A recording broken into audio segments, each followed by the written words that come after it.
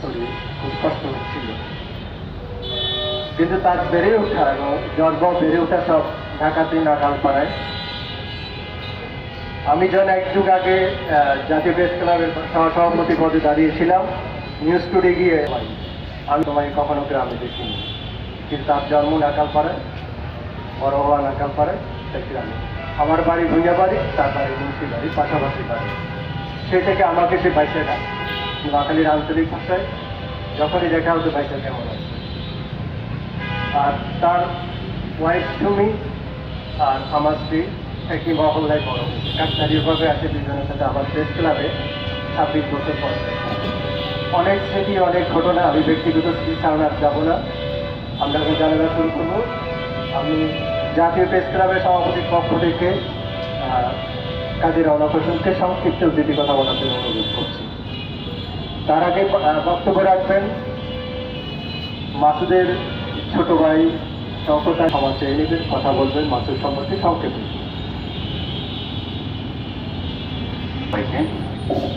আমার বড় ভাই মোহাম্মদ আখতার হোসেন মাসুদ গতকাল দিবাগত রাত 2টার সময় মারা যান।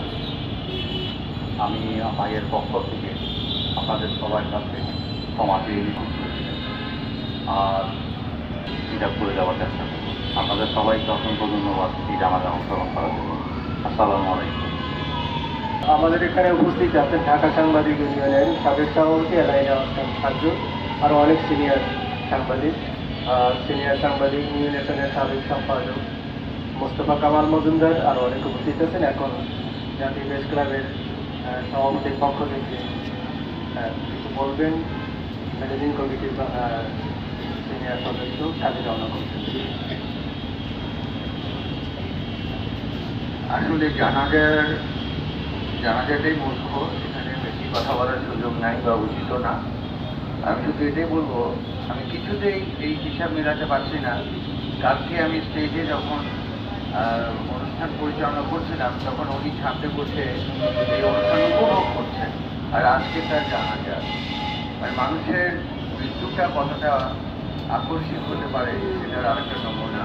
তারপরও আমরা নিজেদেরকে শুধরাতে পারি না, শুধরানোর চেষ্টা করি না। যাই হোক, আমরা আখতার হোসেন মাসুদ সাহেবের আত্মার মাগফিরাত কামনা করি। প্রেস ক্লাবের পক্ষ থেকে আমরা গভীর শোক প্রকাশ করছি, আর সবার জন্যই আমরা সতর্ক থাকি যেন। ধন্যবাদ। এমাত্র আমাদের এসেছেন এখানে মৌলানা মনিরুজ্জামান।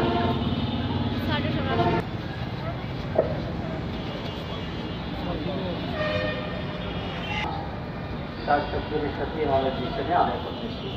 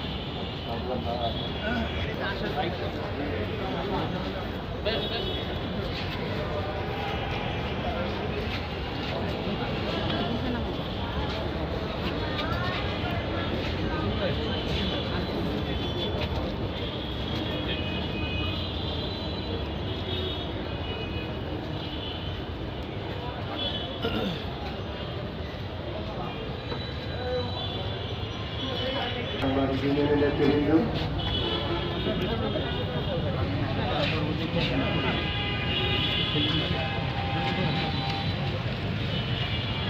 আখতার হোসেন মাসুদ এই সংগঠনের একজন সদস্য ছিলেন।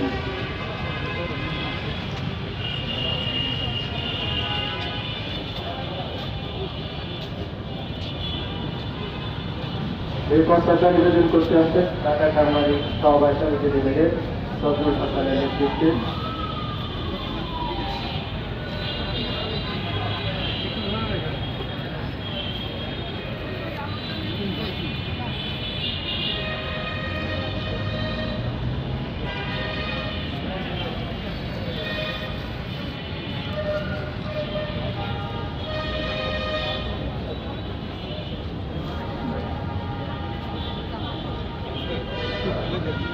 আমাদের শ্রদ্ধা নিবেদন পর্ব এখানেই শেষ। আমি পরিবারের সদস্যদেরকে অনুরোধ করছি,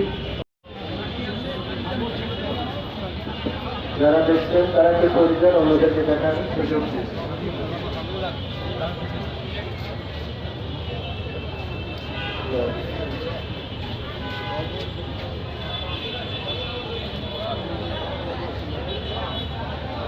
একটু অন্যদেরকে দেখার সুযোগ দিন।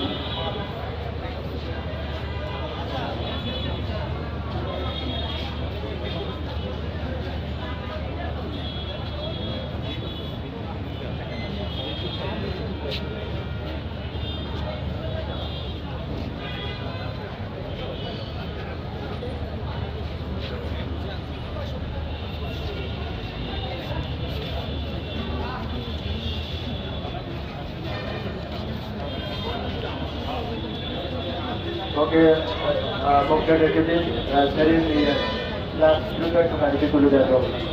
সবাইকে অশেষ ধন্যবাদ যারা বেসরকারি খাওয়ার জন্য। আমাদের যারা অনুষ্ঠান এখানে শেষ, লাস্টটা দ্রুত একটু